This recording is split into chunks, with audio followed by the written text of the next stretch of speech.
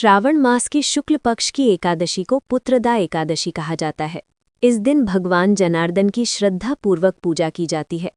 भक्तिपूर्वक इस व्रत को करने से सभी कामनाओं की पूर्ति होती है। संतान प्राप्ति की इच्छा रखने वालों को ये व्रत अवश्य करना चाहिए। कामदा एकादशी की कथा समाप्त होने पर धर्मराज युधिष्ठिर ने श्रावण के शुक्ल पक्ष की एकादशी के बारे में भी वही सब प्रश्न किए। इसके उत्तर में भगवान कृष्ण ने कहा, हे पांडुपुत्र युधिष्ठिर, श्रावण शुक्ल पक्ष एकादशी का नाम पुत्रदा है। मैं इसके बारे में एक प्राचीन कथा सुनाता हूँ, जिसके पढ़ने और सुनने मात्र से वाजपेयी यज्ञ का फल प्राप्त होता है। आप ध्यानपूर्वक इस कथा को सुनिए। द्वापर युग के आरंभ में महिष्मती नगरी में महिजित नाम का एक प्रतापी राजा राज्य करता था। उसका बहुत बड़ा राज्य था, परंतु कोई पुत्र न होने के कारण राजा महिजित को राज्य सुखदायक नहीं लगता था। पुत्र प्राप्ति के लिए राजा ने अनेक दान, पुण्य, यज्ञ, हवन आदि उपाय किए, परंतु राजा को पुत्र की प्राप्ति नहीं हुई। वृद्धावस्था आती हुई देखकर राजा अपनी प्रजा के प्रतिनिधियों और विद्वान ब्राह्मणों को बुलाकर कहने लगा, हे प्रजाजनों, मैंने इस जन्म में तो कोई पाप नहीं किया। मेरे खजाने में अन्याय से उपार्जन किया हुआ धन नहीं है और न ही मैंने कभी देव मंदिरों, सद्गृहस्थों अथवा ब्राह्मणों का धन छीना है। किसी दूसरे की धरोहर भी मैंने कभी नहीं ली और न ही प्रजा पर अन्यायपूर्ण कोई कर लगाया है।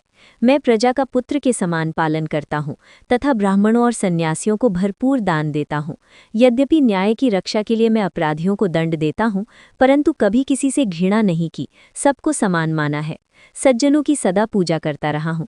इस प्रकार धर्मयुक्त राज्य करते हुए भी मेरे पुत्र नहीं है। इस कारण मैं अत्यंत दुख पा रहा हूँ। इसका क्या कारण है? राजा महिजित की इस समस्या के निवारण हेतु प्रजा के प्रतिनिधि तथा मंत्रीगण वन में जाकर बड़े बड़े ऋषियों और मुनियों के दर्शन करते हुए किसी विद्वान तपस्वी की तलाश में लग गए। एक आश्रम में उन्होंने एक अत्यंत वयोवृद्ध, धर्म के ज्ञाता, बड़े तपस्वी, परमात्मा में मन लगाए हुए निराहार, जितेंद्रिय, जितात्मा, जितक्रोध, सनातन धर्म के गूढ़ तत्वों को जानने वाले, समस्त शास्त्रों के ज्ञाता महात्मा लोमश मुनि को देखा। एक कल्प के व्यतीत होने पर एक रोम गिरता था लोमश ऋषि का, इतनी अधिक थी आपकी आयु। सबने जाकर लोमेश ऋषि को प्रणाम किया और उनके सामने बैठ गए। उन्हें देखकर ऋषि ने पूछा कि आप लोग किस कारण से आए हैं? आप मुझे अपनी समस्या बताइए, निस्संदेह मैं आप लोगों का हित करूंगा। लोमश ऋषि के ऐसे वचन सुनकर सब लोग बोले, हे महर्षि, यद्यपि आप हमारी बात जानने में ब्रह्मा से भी अधिक समर्थ हैं, मगर फिर भी हम अपनी व्यथा कहते हैं। महिष्मतीपुरी का धर्मात्मा राजा महिजित प्रजा का पुत्र के समान पालन करता है, परंतु फिर भी वो पुत्रहीन है। हम लोग उसकी प्रजा हैं। अपने राजा के दुख से हम भी दुखी हैं। हमको पूर्ण विश्वास है कि आपके दर्शन से हमारा ये संकट अवश्य दूर हो जाएगा, क्योंकि महान पुरुषों के दर्शन मात्र से अनेक कष्ट दूर हो जाते हैं। आप कृपा करके राजा के पुत्र होने का उपाय बतलाएं।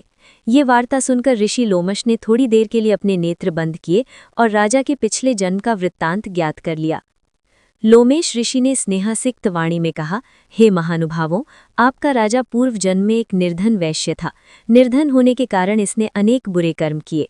वो एक गांव से दूसरे गांव व्यापार करने के लिए जाया करता था। एक समय ज्येष्ठ मास के शुक्ल पक्ष की द्वादशी के दिन मध्याह्न काल के समय, जबकि वो 2 दिन का भूखा प्यासा था, एक जलाशय पर जल पीने गया। उस स्थान पर एक तत्काल ब्याई गऊ जल पी रही थी। राजा ने उस प्यासी गऊ को जल पीते से हटा दिया और स्वयं जल पीने लगा। इसी पाप के कारण राजा को निपुत्री होने का दुख सहना पड़ा है। एकादशी के दिन भूखा रहने से वो राजा बना है और प्यासी गऊ को जल पीते से हटाने के कारण पुत्रहीनता का दुख भोगना पड़ा है। सब लोगों ने कहा, हे मुनि श्रेष्ठ, राजा के इस पाप के निवारण का कोई उपाय तो होगा ही, अतः राजा का ये पाप नष्ट हो, आप ऐसा कोई उपाय बताने की कृपा करें।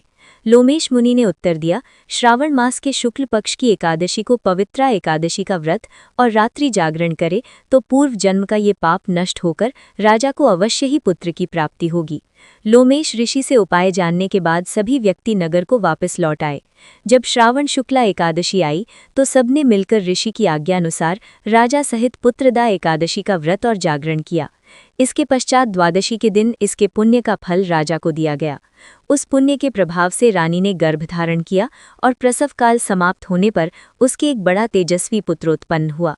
अंत में भगवान कृष्ण ने कहा, हे राजन, इस श्रावण शुक्ला एकादशी का नाम पुत्रदा एकादशी है। अतः संतान के सुख की इच्छा रखने वाले इस व्रत को अवश्य करें। इसके महात्म्य को सुनने से मनुष्य सब पापों से मुक्त हो जाता है और इस लोक में संतान सुख भोग कर परलोक में स्वर्ग को प्राप्त होता है।